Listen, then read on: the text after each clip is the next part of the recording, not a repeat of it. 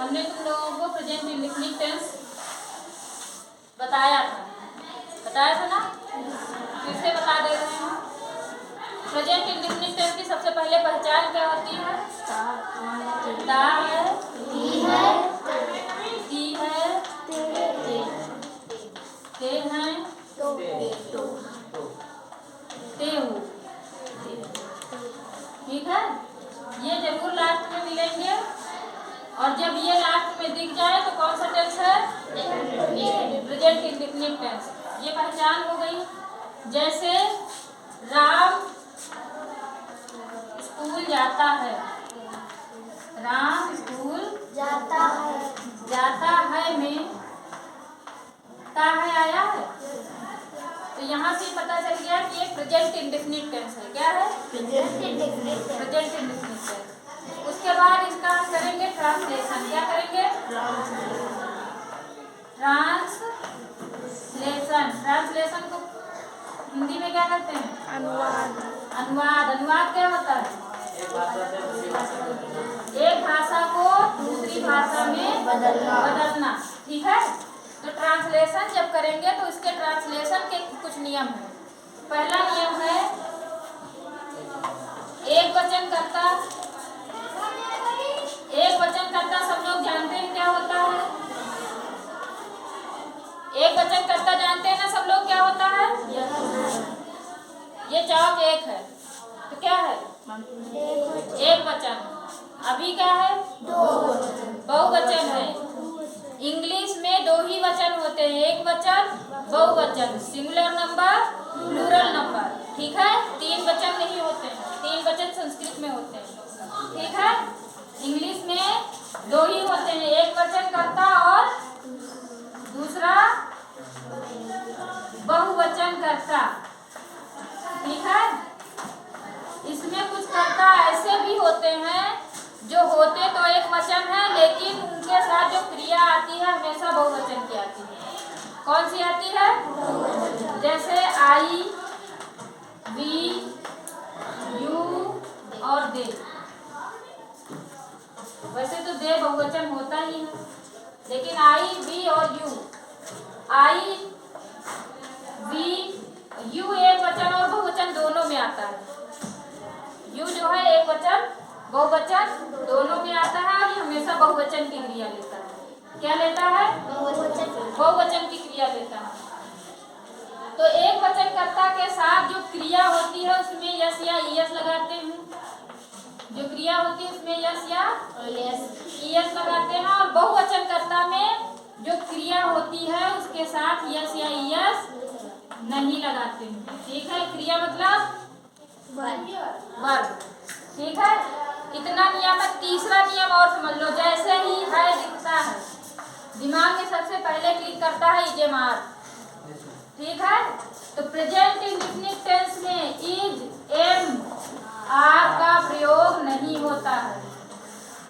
Is, M, are का प्रयोग नहीं होता है। प्रेजेंट इंडेफिनिट टेंस में इज, एम, आर का प्रयोग नहीं होता है। एक वचन कर्ता यानी सिंगुलर नंबर के साथ जो हमारी क्रिया होती है यानी कि जो वर्ब होती है उसमें यस या ईएस लगाते हैं। बहुवचन कर्ता आई, वी, यू, दे के साथ क्रिया में यस या ईएस नहीं लगाते हैं। ठीक है, इतना समझ गए?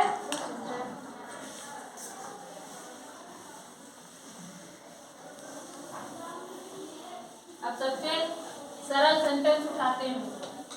राम स्कूल जाता है। इसमें समझ लो, हमको ट्रांसलेशन करने से पहले समझना क्या है?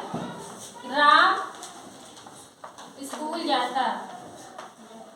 राम स्कूल जाता है, ये हमने सेंटेंस ले लिया। हमको सबसे पहले इस सेंटेंस की पता होनी चाहिए मीनिंग। तो राम किसी का नाम है तो वो वही रहेगा। स्कूल होता है ना, और जाता का गो होता है। ठीक, तीनों की मीनिंग पता हो गई। अब हम करेंगे इसकी सेटिंग। क्या करेंगे? सेटिंग। कर्ता जहाँ था वहीं रहेगा, यानी सब्जेक्ट जहाँ था वहीं रहेगा। ये किसका हम बता रहे हैं? अफर्मेटिव का। अफर्मेटिव सेंटेंस है। कौन सा सा सेंटेंस है? अफर्मेटिव। अफर्मेटिव। अफर्मेटिव सेंटेंस में कर्ता सबसे आगे रहता है, तो राम सबसे आगे आ जाएगा, राम। ठीक, उसके बाद स्कूल जाता है। स्कूल क्या है? ऑब्जेक्ट। स्कूल क्या है? स्कूल कर्म है, यानी कि ऑब्जेक्ट है। क्या है? ऑब्जेक्ट। और जाता है क्रिया, यानी कि वर्ब। ये सब्जेक्ट है, ठीक है, ये ऑब्जेक्ट है। क्या है ऑब्जेक्ट? स्कूल। अच्छा ठीक है, वैसे समझो। राम स्कूल जाता है में सब्जेक्ट, सब्जेक्ट यानी कर्ता कौन है? राम। क्या है? राम। ऑब्जेक्ट स्कूल। यानी कि कर्म। क्या है? कर्म। स्कूल। क्या है? स्कूल। और वर्ब?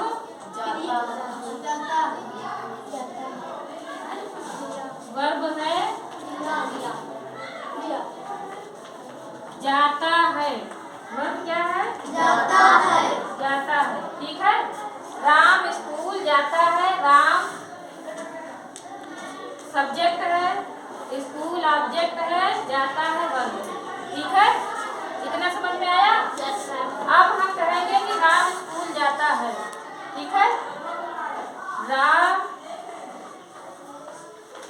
स्कूल जाता है। हमने तीनों की मीनिंग पता कर ली। राम स्कूल जाता का गो। अब इसको करेंगे ट्रांसलेशन। सब्जेक्ट जहाँ था वहीं रहेगा, यहाँ आ जाएगा राम। क्या आ जाएगा? राम। वर्ब यहाँ आ जाएगी। वर्ब क्या है? गो। और ऑब्जेक्ट क्या है? स्कूल। ठीक है, ये हमने नोट कर लिया। राम गो स्कूल। ठीक है, अब यहाँ पे हम लगाएंगे यस। लगाएंगे कि नहीं लगाएंगे?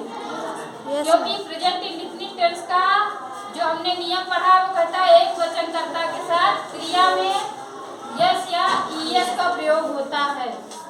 ठीक है, तो हम इसमें किसका प्रयोग करेंगे? ES. Ram goes to school. एक स्थान से दूसरे स्थान पर जाने के लिए टू का यूज होता है। ठीक, राम गोज टू स्कूल। ठीक है, समझ में आ गया? क्रिया बीच में आ गई, कर्म किनारे चला गया। ठीक है, समझ में आया? Ram goes to school. समझ में आया कि नहीं आया? अगर ना आया हो तो बताना।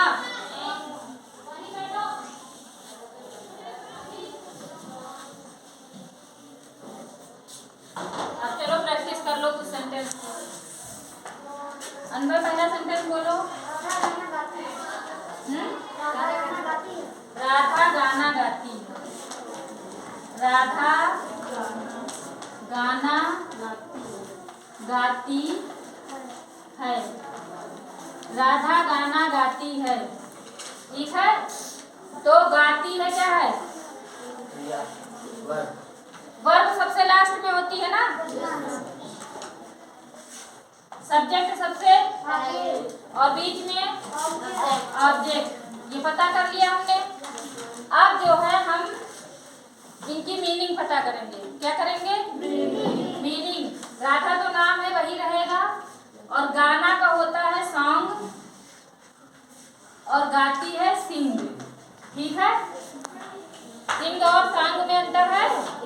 सिंग क्रिया है, वर्ब है, और सॉन्ग ऑब्जेक्ट है। जैसे हम गाना गाते हैं, हम गाना गाते हैं, तो गाना क्या है?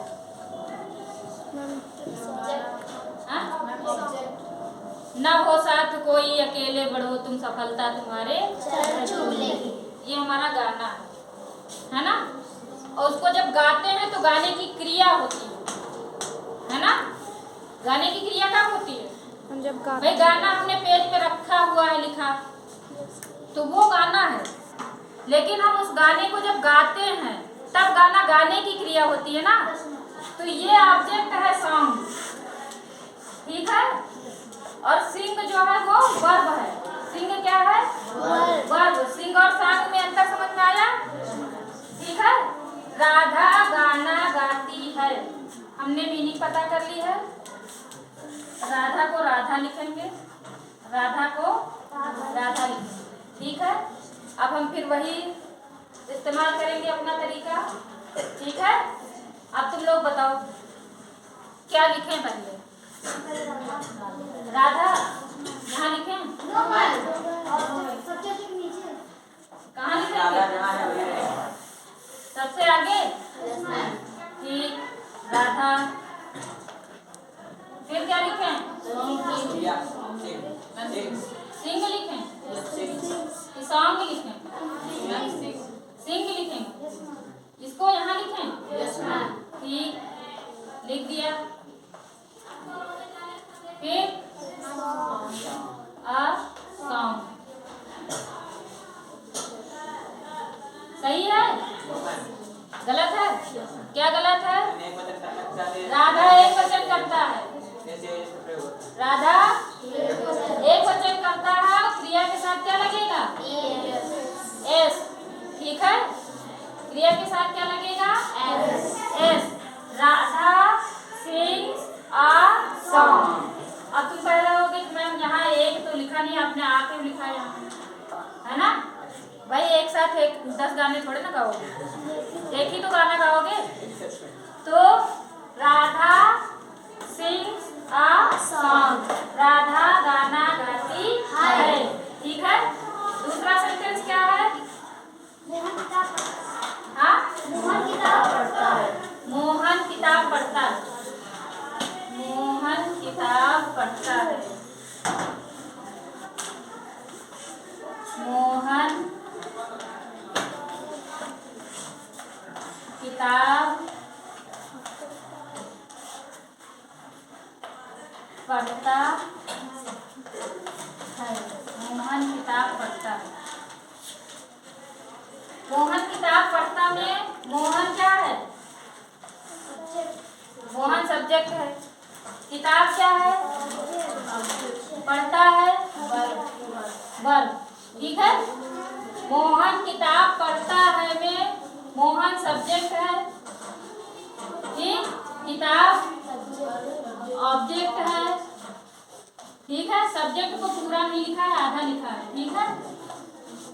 फिर पढ़ता है वर्ब है, ठीक है। अब हम इसकी मीनिंग पता कर लेंगे। मोहन का तो मोहन ही होगा, मोहन का क्या होगा? मोहन होगा। किताब का बुक, पढ़ता है का रीड। सबकी मीनिंग पता कर ली। अब हम इसका क्या करेंगे? ट्रांसलेशन करेंगे। ट्रांसलेशन करेंगे तो अब क्या करें बताओ तुम लोग? सब्जेक्ट लिखा है, सब्जेक्ट क्या है? मोहन लिख दिया। अब क्या करें? वर्ब लिखें? ये वर्ब नहीं है? क्यों नहीं है?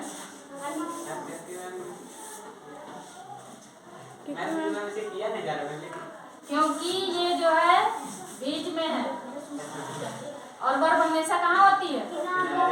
किनारे। वर्ब हमेशा किनारे होती है ना, तो हो जाएगा मोहन रीड, ठीक है। मोहन रीड अ बुक, सही है? क्यों नहीं सही है? मोहन एक वचन है, और एक वचन कर्ता के साथ वर्ब में यस या लीएस लगता है, तो इसमें लगाएंगे एस। अब सही है? मोहन रीड्स अ बुक, ठीक है। तीसरा सेंटेंस, वह स्कूल जाता है। वह स्कूल जाता है, वह स्कूल जाता है, वह स्कूल जाता है, ठीक है। तो वह की मीनिंग क्या होगी? ही होगी। सी क्यों नहीं होगी? क्योंकि मैम ये मेल है।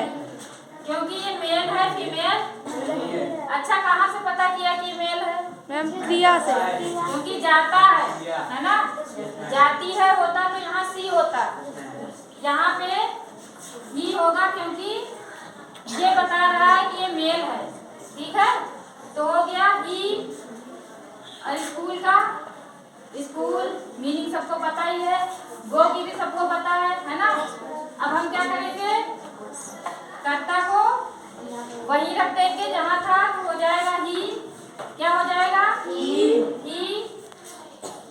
उसके बाद क्या लिखेंगे? गो लिखेंगे।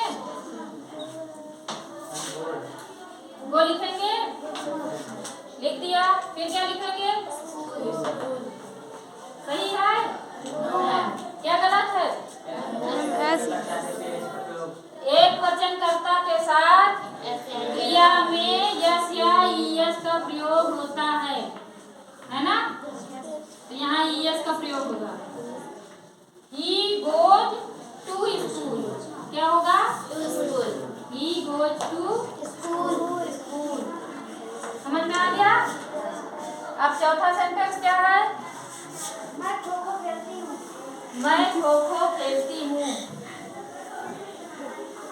हमारे बच्चों ने खो खो तो बहुत खेला है ना?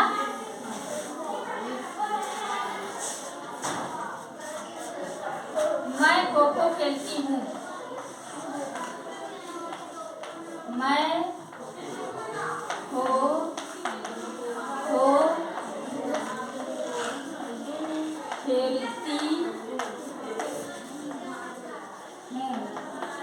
मैं खो खो खेलती हूँ। ठीक है, अब इसमें मैं की अंग्रेजी क्या होगी? खो खो का तो वही हो जाएगा, खो खो। ठीक है, तो खेलती हूँ का प्ले क्या हो जाएगा? प्ले। अब क्या करें? ट्रांसलेशन। यहाँ प्ले लिख दें? नहीं लिखेंगे? क्यों? सब्जेक्ट लिखा जाएगा। चलो सब्जेक्ट लिख दिया। फिर वर्ब क्या है? प्ले। प्ले लिख दिया, यस लगा दें? नहीं लगेगा? क्यों? आई वी यू दे के साथ यस यस नहीं लगता। तो I play kho kho. I play kho kho. ठीक है, पांचवा सेंटेंस क्या है? हम खाना खाते हैं। हम खाना खाते हैं। मीनिंग पता कर लेते हैं। हम को अंग्रेजी में कहते हैं वी, है ना? खाना को फूड और खाते को ईट। ठीक है, हम खाना खाते हैं। अब क्या करें? सब्जेक्ट, सब्जेक्ट क्या है? बी। ठीक है, और ईट क्या है? वर्ब, और फूड ऑब्जेक्ट। ऑब्जेक्ट। अच्छा, ईट और फूड में क्या अंतर है? दोनों के बीच खाना होता है। ईट माने भी खाना और फूड माने भी खाना। मैम ईट वाला फूड मैम क्रिया है और मैम फूड जो है मैम वो ऑब्जेक्ट है। वेरी गुड, ये आपकी क्रिया है भाई। आपकी थाली में भोजन रखा है वो फूड है। थाली में जो भोजन रखा है वो क्या है? फूड। वो फूड है। आपने उसको खाया अगर उठा के तब ईट होगा, और नहीं खाया तो वो फूड ही रहेगा, फिर ईट नहीं होगा। ठीक है, तो हमारी थाली में जो भोजन है ये क्या है? Ma'am food. ये हमारी थाली है, ये क्या है? फूड है। क्या है? फूड। फूड। और जो हम इसको उठा उठा के ऐसे खा रहे हैं तो वो क्या है? ईट। ईट। समझ गए? We eat food. इसमें यस नहीं लगेगा? No ma'am. नहीं लगेगा ना? क्यों? क्योंकि कर्ता के साथ क्रिया में यस या ईएस का प्रयोग नहीं करते हैं। ठीक है, ठीक। अगला सेंटेंस बोलो। वे शोर मचाते हैं। वे शोर मचाते हैं। अगला है वे शोर मचाते हैं। वे शोर मचाते हैं। ठीक है, वे का हो जाएगा दे, शोर का हो जाएगा मेक का नॉइज। ठीक, अब क्या करेंगे? मैम सब्जेक्ट लिखेंगे। सब्जेक्ट क्या है? दे। दे, तो दे हो गया। ठीक, मैम वर्ब इसमें ऑब्जेक्ट नहीं। नहीं है।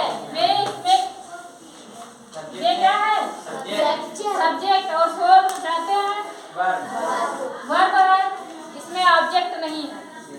शोर मचाना वर्ब है ना, ऑब्जेक्ट है ही नहीं है, तो हो जाएगा दे मेक अ नॉइज।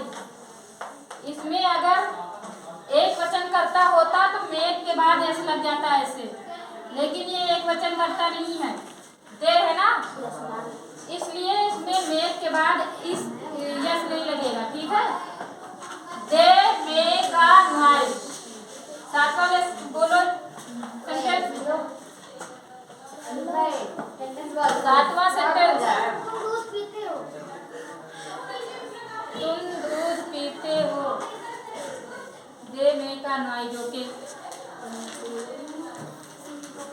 को क्या सब्जेक्ट नहीं समझ में आ रहा है कि हम जो ऐसे कर देते हैं और फिर ऐसे कर देते हैं, है ना। अगला सेंटेंस बोलो बेटा, अभी समझाते हैं। तुम दूध पीते हो। तुम दूध पीते हो। सत्यम बेटा ध्यान से देखना।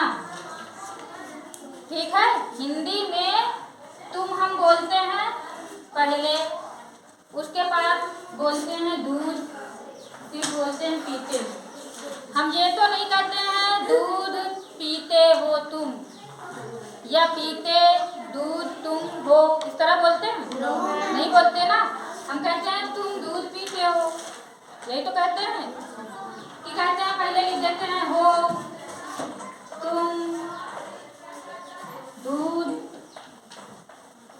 पीते, ऐसे कभी नहीं करते ना। क्यों? क्योंकि हमें पता है कि ये गलत है। पता है ना कि ये गलत है।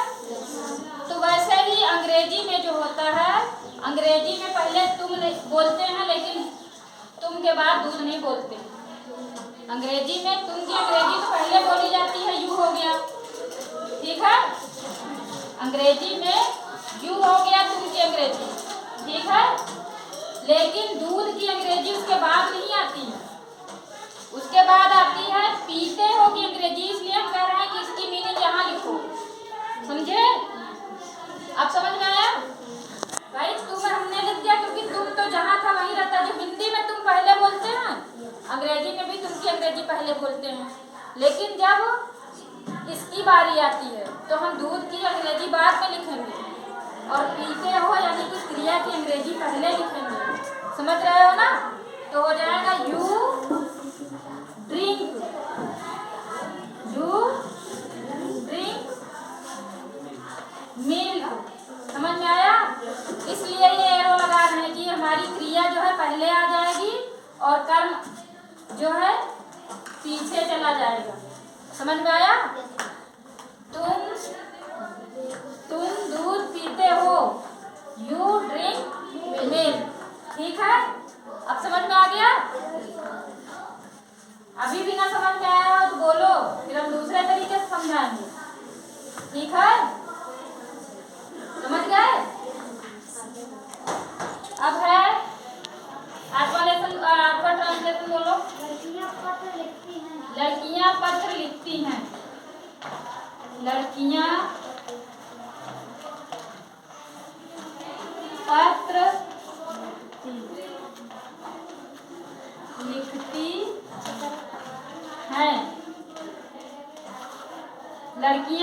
पत्र लिखती हैं।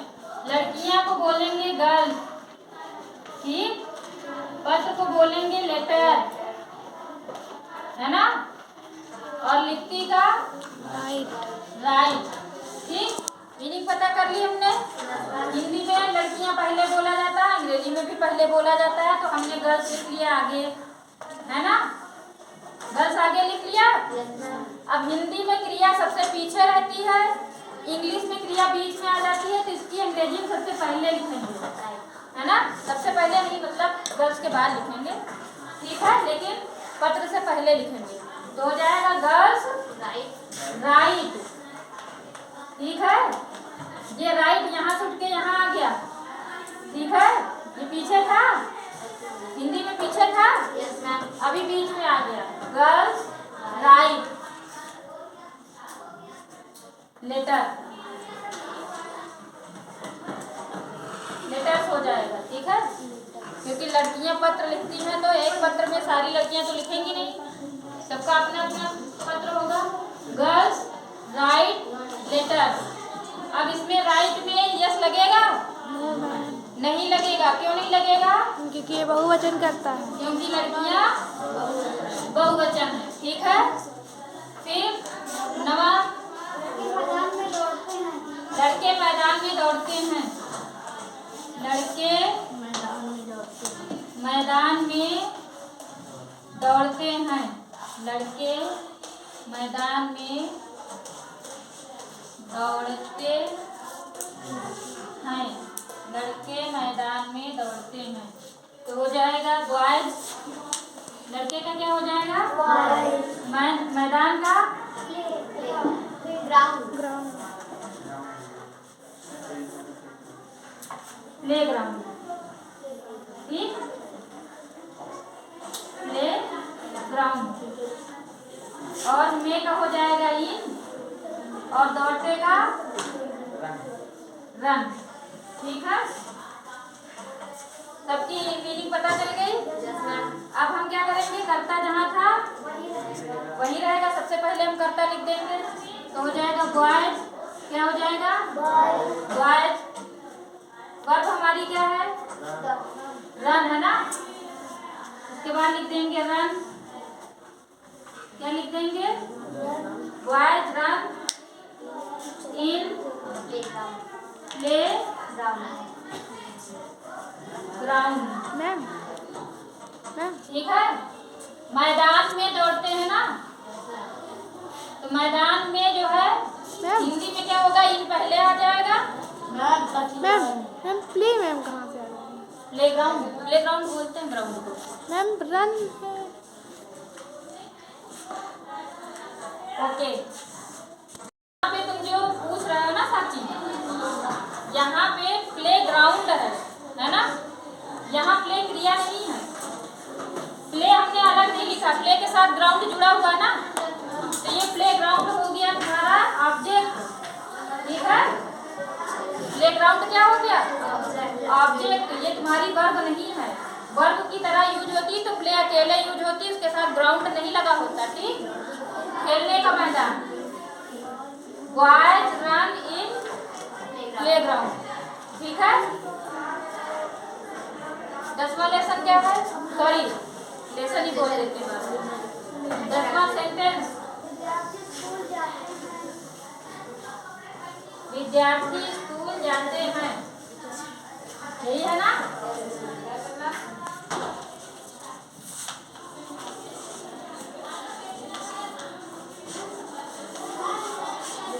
विद्यार्थी स्कूल जाते हैं, विद्यार्थी स्कूल जाते हैं। विद्यार्थी स्टूडेंट, इसमें एस लग जाएगा क्योंकि ये जो है बहुवचन है। बहुवचन कैसे बनाते हैं? एक लड़की है तो गर्ल लिखेंगे, और बहुत सी लड़कियां हैं तो एस लगा देंगे, गर्ल्स हो जाएगा ना। तो ऐसे ही स्टूडेंट लिखा। अब विद्यार्थी स्कूल जाते हैं, हमने एक दिन बताया था कि है और है में क्या अंतर होता है होता है और है होता है, ये दो होते हैं। रखी होती है ये बहुवचन होता है ना। और जो इसमें बिंदी नहीं रखी होती है ये एक वचन होता है। तो विद्यार्थी, विद्यार्थी तो विद्यार्थी स्कूल जाता है भी हम लिख सकते हैं, है ना, वो एक वचन हो जाएगा। लेकिन हमने लिखा विद्यार्थी स्कूल जाते हैं, तो क्या हो गया, बहुवचन हो गया। और बहुवचन हो गया तो स्टूडेंट में एस जोड़ दिया, स्टूडेंट में एस जोड़ा हो जाएगा स्टूडेंट गो टू। अच्छा हम यही बनाने लगे, यहाँ तुम्हारी मीनिंग लिखी जाएगी। यहाँ हो जाएगा स्कूल, यहाँ हो जाएगा गो, मीनिंग पता हो गई। अब यहाँ लिखेंगे स्टूडेंट्स, स्टूडेंट्स, ठीक। फिर लिखेंगे गो बीच में आ जाएगा, गो टू स्कूल, ठीक। अब स्टूडेंट्स इसमें बहुवचन है इसलिए गो के साथ ईएस नहीं लगेगा, ठीक है, समझ गए। सारे बच्चे जो है इसको जाके घर में प्रैक्टिस करेंगे, ठीक है, प्रैक्टिस जरूर करेंगे। और सबसे पहले अपने दिमाग से ये निकाल देंगे कि हमको नहीं आता या हमको नहीं आएगा, ठीक है, समझ गए कि नहीं। सबसे पहले अपने दिमाग से ये निकालो कि हमको नहीं आएगा। कुछ बच्चे तो सोच के बैठ जाते हैं कि हमको आएगा ही नहीं, है ना, तो बिल्कुल दिमाग से निकाल दो, क्योंकि लहरों से डरकर नौका पार नहीं होती और कोशिश करने वालों की कभी